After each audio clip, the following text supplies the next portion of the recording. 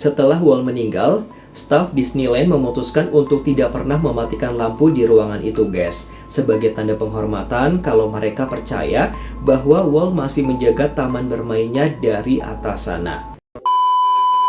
Hai, halo, selamat datang kembali di my YouTube channel. Gimana kabar kalian hari ini, guys? Semoga dalam keadaan sehat ya, guys. Gimana, guys? Udah siap buat dengar cerita hari ini? Video hari ini kita akan membahas perjalanan dari Walt Disney. Pendiri perusahaan raksasa ini menciptakan banyak sekali tokoh-tokoh atau karakter-karakter yang sangat lucu dan menggemaskan. Seperti apa ceritanya, guys? Selengkapnya keep on watching, guys.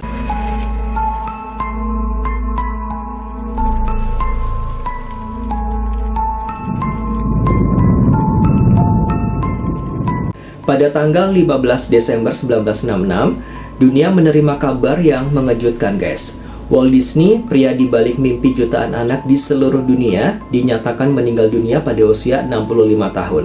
Penyebab resmi kematiannya adalah kanker paru-paru yang sudah menyebar, guys. Namun tepat setelah berita itu tersebar, muncul pertanyaan besar yang mengguncang publik pada saat itu, guys. Jika Walt benar-benar sudah tiada, di manakah jasadnya? Itulah pertanyaan yang banyak ditanyakan, guys. Hanya beberapa hari setelah pemakaman yang tertutup dan rahasia, rumor mulai beredar, guys. Seseorang mengaku mendengar dari staf rumah sakit bahwa Walt tidak dikremasi maupun dimakamkan secara biasa. Sebelum meninggal, ia dikabarkan sempat memesan tempat khusus di sebuah fasilitas penyimpanan kriogenik di California. Teori ini semakin kuat, guys, karena teknologi pembekuan tubuh untuk menghidupkan kembali di masa depan memang sedang populer dibahas pada masa itu, guys. Bahkan ada yang mengatakan dengan yakin Walt ada di sana, dibekukan di bawah kastil Cinderella di Disneyland, menunggu ilmu pengetahuan cukup maju untuk menyembuhkannya. Pada saat itu banyak warga yang beranggapan, guys, Walt itu orangnya selalu berpikir jauh ke depan. Mungkin saja dia melakukan itu supaya dia bisa melihat masa depan dunianya sendiri. Untuk memahami mengapa rumor ini bisa begitu meyakinkan, kita harus kembali ke awal perjalanannya, guys. Lahir dari keluarga sederhana, Walter Elias Disney adalah pemuda yang penuh ambisi namun sering mengalami kegagalan. Usaha pertamanya, Luck of Graham Studio, bangkrut dan membuatnya nyaris tidak punya uang sepeser pun loh, guys. Saat masih muda, Walt Disney pernah menyatakan apa yang dia alami. Mereka bilang kartunku terlalu aneh, terlalu sulit dimengerti. Tapi aku tahu ada cara baru untuk membuat orang tertawa dan menangis lewat gambar. Walt muda segera mengemas koper kecilnya, lalu naik kereta api menuju Hollywood dengan hanya membawa pakaian dan buku sketsa saja, guys. Bersama saudaranya, Roy O. Disney, mereka merintis studio kecil di Los Angeles. Di sanalah, guys, di tengah tekanan hidup dan persaingan yang sangat ketat, lahir ide yang akan mengubah sejarah hiburan selamanya. Setelah kehilangan hak cipta atas karakter pertamanya, Aslan the Lucky Rabbit, Walt dan animator setianya, UPE Works, menciptakan karakter baru, guys. Karakter yang lahir dari ketakutan Walt sendiri terhadap hewan pengerat ini, guys. Ini terlihat sangat ironis sekali, guys. Pria yang takut pada tikus justru menciptakan ikon terbesar dunia, yaitu Mickey Mouse. Film bersuara pertama Mickey Mouse langsung meledak di pasaran ya. Walt tidak hanya menemukan karakter, tapi ia juga menemukan formula baru. Animasi bukan sekedar gambar bergerak, tapi dunia nyata yang penuh emosi, guys. Namun, kesuksesan ini juga perlahan mengubahnya ya. Walt yang ramah berubah menjadi bos yang perfeksionis, menuntut standar yang mustahil bagi karyawannya, guys. Kembali ke tahun 1966, menurut dokumen resmi dan pernyataan keluarga, tubuh Walt Disney sebenarnya dikremasi dan abunya disimpan di pemakaman Forest Lawn Memorial Park di Glendale, California, guys. Lokasinya memang sengaja dirahasiakan agar tidak menjadi tempat ziarah yang berlebihan. Tapi kerahasiaan itulah yang justru memicu misteri, guys. Mengapa keluarga merahasiakan lokasi abunya? Mengapa Walt sendiri meminta tidak ada upacara pemakaman terbuka?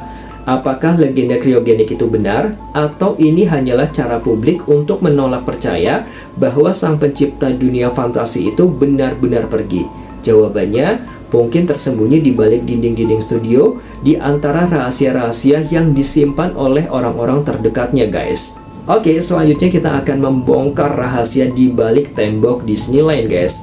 Dan mengapa banyak sekali orang percaya bahwa jiwa Walt Disney masih berkeliaran di taman bermain buatannya sendiri, guys? Gimana? Kalian dengar kata berkeliaran, guys, di tamannya sendiri ya? Sebelum aku melanjutkan ceritanya, buat kalian yang belum subscribe, jangan lupa subscribe ya, guys. Setelah sukses besar di dunia film, Walt Disney memiliki mimpi yang sangat besar, guys. Malah lebih besar ya. Ia ingin membangun sebuah tempat di mana orang tua dan anak-anak bisa bersenang-senang bersama. Sebuah tempat hiburan yang bersih, rapi, dan penuh keajaiban. Maka pada 17 Juli 1955, Disneyland resmi dibuka, guys.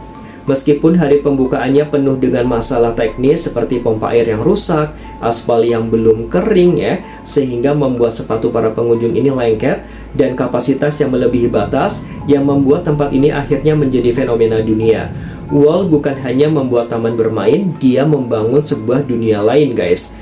Namun bagi Walt, Disneyland bukan sekedar bisnis, guys. Ia menganggapnya sebagai anak kesayangannya. Ia datang hampir setiap minggu, berjalan-jalan di antara para pengunjung, memeriksa kebersihan tempat sampah, hingga memastikan aroma popcorn dan roti manis tercium sempurna di udara, guys, di sekitaran Disneyland ya. Jika kalian pernah berkunjung ke Disneyland, coba kalian perhatikan gedung pemadam kebakaran di Main Street. Di lantai yang paling atas ada satu jendela yang lampunya selalu dinyalakan siang dan malam, guys. Konon katanya, guys, di sanalah letak rahasia paling populer, guys. Di sana tersembunyi di balik tembok terdapat apartemen kecil milik Walt Disney sendiri. Saat taman ini baru dibuka, guys, ia sering menginap di sana untuk memantau situasi atau sekedar beristirahat ya setelah lelah berkeliling, guys. Setelah Walt meninggal, staf Disneyland memutuskan untuk tidak pernah mematikan lampu di ruangan itu, guys, sebagai tanda penghormatan kalau mereka percaya bahwa Walt masih menjaga taman bermainnya dari atas sana. Selain sosok Walt sendiri, guys, ada kisah nyata lain yang sering dibicarakan oleh para karyawan lama atau yang disebut cast member. Salah satu yang paling terkenal adalah kisah tentang George, sosok misterius di wahana Pirates of the Caribbean. Secara fakta sejarah, guys, saat pembangunan wahana ini pada akhir tahun 1960-an ya, seorang pekerja konstruksi bernama George ini meninggal dunia karena kecelakaan kerja. Sejak saat itu banyak staf melaporkan kejadian aneh, ada tombol bergerak sendiri, lampu mati secara tiba-tiba, hingga wahana yang berhenti mendadak tanpa alasan teknis yang jelas, guys. Tradisi yang tak tertulis pun akhirnya lahir, guys. Sebelum memulai operasi wahana, setiap pagi para operator akan menyapa, "Selamat pagi George, kami mau mulai kerja ya." Konon jika tidak disapa, guys, wahana itu akan lebih sering mengalami gangguan, guys. Begitu juga dengan Haunted Mansion. Meskipun temanya memang tentang hantu, banyak pengunjung dan staf mengaku merasakan kehadiran energi yang lebih dari sekedar efek khusus buatan manusia, guys. Walt Disney dikenal sebagai perokok berat seumur hidupnya, guys. Namun sebagai bagian dari standar kebersihan tinggi, guys, Disneyland melarang merokok di area publik. Walt pun menghormati aturan itu dan biasanya hanya merokok di area khusus karyawan atau di apartemennya. Hingga hari ini, puluhan tahun setelah Walt meninggal dunia, banyak karyawan baru maupun lama mengaku sesekali mencium bau asap rokok khas ya, yang sangat khas di area fire station atau ruang kontrol wahana utama. Padahal area tersebut sudah bebas asap rokok secara total ya selama puluhan tahun. Apakah ini sekedar imajinasi mereka yang terlalu terbawa cerita, atau memang semangat sang pendiri masih sering turun untuk mengecek keadaan sambil menikmati rokoknya seperti dulu, guys? Walt Disney pernah berkata, Disneyland tidak akan pernah selesai. Ia akan terus tumbuh selama masih ada imajinasi yang tersisa di dunia ini. Kalimat ini ternyata menjadi ramalan yang nyata, guys. Meskipun fisiknya sudah tiada, visi dan ide-idenya terus menjadi dasar pengembangan taman hiburan ini, guys. Orang-orang yang bekerja di sini merasa bukan sekedar bekerja di tempat wisata, tapi menjaga warisan seorang jenius. Namun di balik kesuksesan dan keajaiban ini, guys, ada sisi lain dari Walt Disney yang jarang diketahui publik. Sisi gelap dari ambisinya yang tinggi, kontroversi di balik layar, dan tuduhan-tuduhan berat yang pernah menimpanya. Apa saja rahasia yang tersembunyi di balik senyumnya yang ramah? Kita akan mengupasnya di segmen berikutnya tentang sisi gelap sang pencipta, guys. Di mata dunia, Walt Disney adalah sosok ayah yang sangat hangat, pencipta mimpi, dan sahabat bagi anak-anak. Namun bagi orang-orang yang bekerja langsung dengannya guys, sosok Walt di balik layar sangatlah berbeda. Ia dikenal sebagai pemimpin yang perfeksionis, keras, dan sangat menuntut.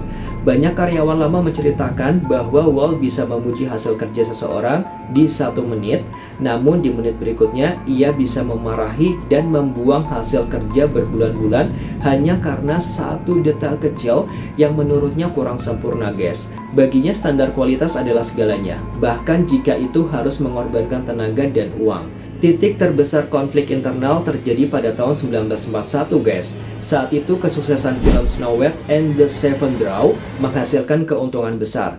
Namun banyak karyawan merasa gaji mereka tidak naik guys. Sementara Walt justru membangun gedung studio baru yang megah.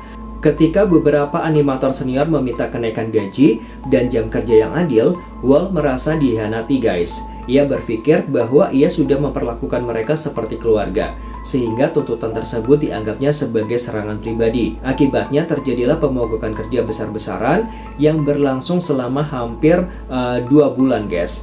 Peristiwa ini mengubah Walt selamanya. Ia merasa bahwa orang-orang yang ia percaya justru ingin menjatuhkannya. Ia pun menjadi lebih tertutup, lebih curiga, dan mulai melibatkan diri dalam urusan politik yang kontroversial guys. Salah satu tuduhan paling berat yang terus membayangi nama baik Walt Disney hingga hari ini adalah isu rasisme dan antisemitisme atau ketidaksukaan terhadap kaum Yahudi guys. Tuduhan ini muncul karena beberapa hal ya, mulai dari gambaran karakter di film awal yang dianggap stereotip, hingga hubungan pertemanannya dengan tokoh kontroversial seperti Charles Lindbergh dan pendeta Gerald L.K. Smith guys. Selain itu, pada tahun 1947, Walt dipanggil menjadi saksi di hadapan House Un-American Activities Committee, sebuah lembaga kongres yang menyelidiki pengaruh komunis guys. Di sana ia dengan sukarela menuduh beberapa karyawannya yang memimpin mogok kerja sebelumnya sebagai agen komunis. Tindakan ini menuai kritik luas dan membuat citranya di mata industri hiburan rusak parah pada saat itu guys. Namun sejarawan dan biografi resmi Disney memberikan pandangan yang berbeda. Mereka berpendapat bahwa Walt bukanlah seorang pembenci ras, melainkan seorang konservatif politik yang sangat keras kepala dan mudah curiga terhadap siapa saja yang menentang otoritasnya. Selama Perang Dunia II, studio Disney hampir bangkrut guys. Namun penyelamat keuangannya datang dari sumber yang tidak terduga, pemerintah Amerika Serikat dan militer. Walt dikontrak untuk membuat ratusan film pendek, bukan untuk hiburan, tapi sebagai propaganda dan materi pelatihan bagi tentara guys. Arian Pura Superman? Yahweh is the Superman. Super duper Superman. Ia membuat film yang menggambarkan musuh sebagai sosok yang jahat dan konyol, serta membuat panduan cara menggunakan senjata atau membedakan pesawat tempur. Kolaborasi ini menunjukkan betapa dekatnya Walt dengan pemerintah dan dunia intelijen. Bahkan ada dokumen yang membuktikan nih guys, Walt menjadi salah satu pendiri organisasi swasta yang berhubungan dengan aktivitas intelijen pasca perang. Bagi Walt, ini bukan hanya soal uang guys, ini sangat patriotik dan percaya bahwa apa yang dilakukannya adalah demi kebaikan negaranya. Namun bagi kritikus, ini membuktikan bahwa Walt Disney adalah alat politik yang sangat efektif. Walt Disney bukanlah malaikat dan ia juga bukan iblis. Ia adalah manusia biasa dengan ambisi yang tidak biasa. Di satu sisi, ia memberi dunia kebahagiaan dan imajinasi tanpa batas. Di sisi lain, ia adalah bos yang sangat keras kepala, politikus yang vokal, dan pria yang penuh prasangka sesuai latar belakang zamannya guys. Kontroversi-kontroversi ini guys, tidak bisa dihapus dari yang namanya sejarah. Sama seperti kita tidak bisa menghapus Mickey Mouse atau Disneyland. Memahami sisi gelap ini justru membuat sosok Walt menjadi lebih nyata, lebih manusiawi guys. Namun di sela-sela kesibukannya mempertahankan kerajaan bisnisnya, Walt tiba-tiba sedang merancang sesuatu yang jauh lebih besar dari Disneyland. Sebuah proyek rahasia yang ia simpan sampai detik terakhir hidupnya. Sebuah kota masa depan yang disebutnya Epcot guys. Apa sebenarnya visi di balik kota ini? Dan mengapa rencana aslinya tidak pernah terwujud? Kita akan bahas tuntas di segmen berikutnya, yaitu kota masa depan yang hilang. Setelah sukses dengan Disneyland, Walt Disney merasa ada batasan yang tidak bisa ia lalui guys. Lahan di Anaheim sudah dikelilingi oleh hotel dan tokoh-tokoh pihak ketiga yang semrawut di luar kendalinya. Ia bersumpah untuk proyek keduanya. Ia akan membeli lahan yang cukup luas agar ia bisa mengontrol segalanya. Maka dimulailah operasi rahasia besar-besaran guys. Melalui berbagai perusahaan cangkang dan perantara, Walt perlahan membeli ribuan hektar tanah di Orlando, Florida. Warga lokal dan bahkan agen real estate tidak tahu siapa pembeli sebenarnya. Hingga akhirnya berita itu meledak di media bahwa Walt Disney membeli tanah seluas 2 kali ukuran Manhattan guys. Dunia mengira ia hanya akan membangun taman hiburan kedua. Padahal di kepala Walt ada rencana yang jauh lebih radikal guys. Walt Disney Epcot. Epcot adalah singkatan dari Experimental Prototype Community of Tomorrow atau Prototype Eksperimental Komunitas Masa Depan. Ini bukanlah taman bermain. Ini adalah kota yang hidup, bernafas, dan akan selalu berevolusi. Inilah proyek rahasia terbesar Walt guys. Ia tidak hanya ingin membuat tempat wisata, tapi ia ingin membangun kota sungguhan tempat orang tinggal, bekerja, dan bersekolah. Ia membayangkan kota yang bebas dari kemacetan, polusi, dan kemiskinan. Sebuah laboratorium kehidupan nyata di mana teknologi dan kehidupan manusia menyatu dengan sangat sempurna guys. Dalam bayangannya, pusat kota akan dikelilingi bangunan tinggi, dikelilingi oleh area perumahan, dan di luarnya adalah area hijau yang luas. Yang paling unik guys, kendaraan bermotor dilarang beroperasi di permukaan tanah, mobil dan truk akan berjalan di terowongan bawah tanah, sementara warga dan pengunjung bergerak menggunakan sistem transportasi canggih seperti monorail dan people mover guys. Sayangnya Walt Disney meninggal dunia hanya beberapa bulan setelah presentasi rencana ini guys. Tanpa pemimpin visioner yang memegang kendali penuh, manajemen baru, dan saudaranya Roy O. Disney menghadapi dilema yang sangat besar. Mereka menyadari bahwa membangun kota sungguhan sangat beresiko, rumit ya secara hukum, dan memakan biaya yang sangat besar. Walt adalah satu-satunya orang yang cukup percaya diri dan punya karisma guys untuk meyakinkan investor agar mendanai ide gila ini ya. Tanpa dia, mimpi itu dianggap terlalu berbahaya. Akhirnya guys, perusahaan memutuskan untuk mengubah konsep tersebut. Nama Epcot tetap dipakai, namun alih-alih menjadi kota tempat orang tinggal, ia diubah menjadi taman hiburan kedua setelah pameran teknologi dan budaya dunia. Bagi banyak penggemar berat Walt, keputusan ini dianggap sebagai pengkhianatan terhadap mimpi sang pendiri. Mereka menyebutnya sebagai harta karun yang hilang. Meskipun kota impiannya dibatalkan guys, gagasan Walt tidak sepenuhnya hilang. Salah satu bagian dari rencana aslinya ini tetap dibangun dan berfungsi hingga hari ini ya. Itulah sistem terowongan bawah tanah bernama Utilidor. Kingdom is a series of crisscrossing corridors called utilidors that cover nearly 9 acres. This urban basement allows cast members and maintenance trucks to move freely from one section of the park to another without disturbing the guests.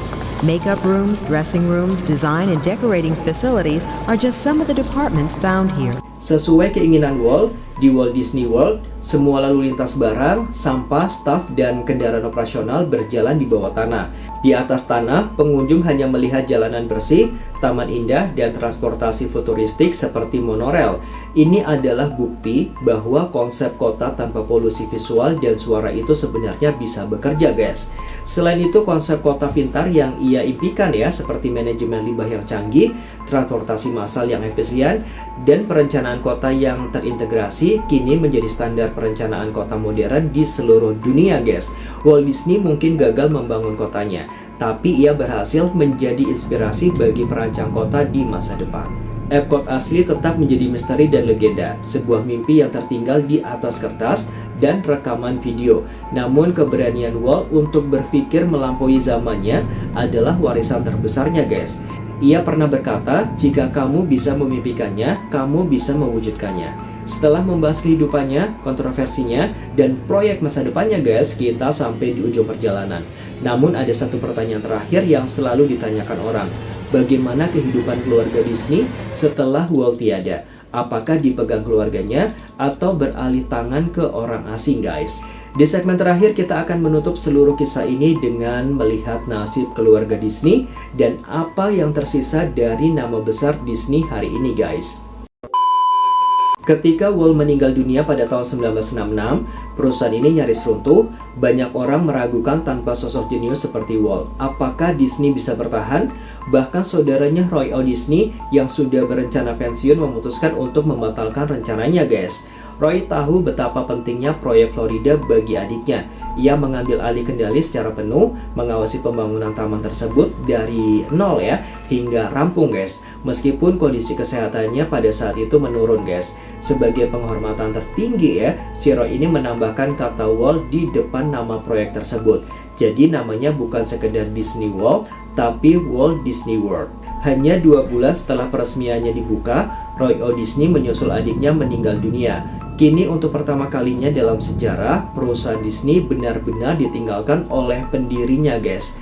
Tongkat estafet pun jatuh ke tangan orang luar. Bertentangan dengan citra keluarga bahagia yang selalu dijual di film-filmnya, hubungan internal keluarga Disney di dunia nyata justru seringkali penuh dengan yang namanya konflik ya.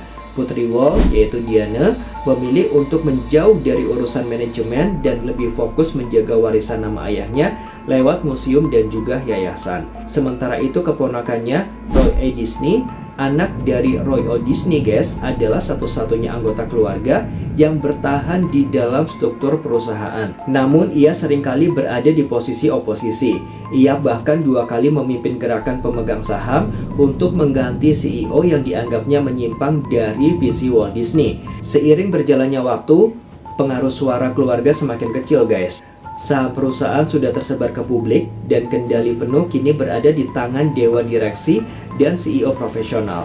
Nama Disney masih menjadi merek dagang, namun penguasanya bukan lagi darah daging Walt, guys.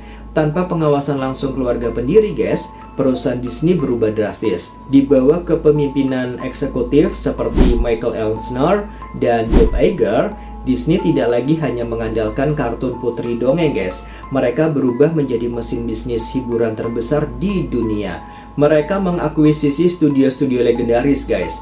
Mulai dari Pixar yang merevolusi animasi komputer, Marvel Cinematic Universe yang mendominasi box office, Lucasfilm beserta waralaba Star Wars, hingga studio film tua Century Fox.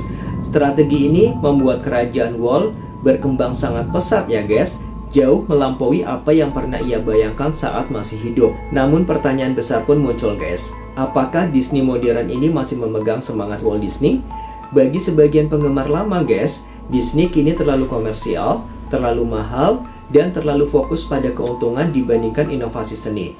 Namun bagi generasi baru, Disney adalah rumah bagi semua karakter yang mereka cintai. Kembali ke pertanyaan yang memulai kisah ini, guys. Apakah Walt Disney benar-benar ada di sana, dibekukan di bawah tanah, atau semangatnya masih berkeliaran?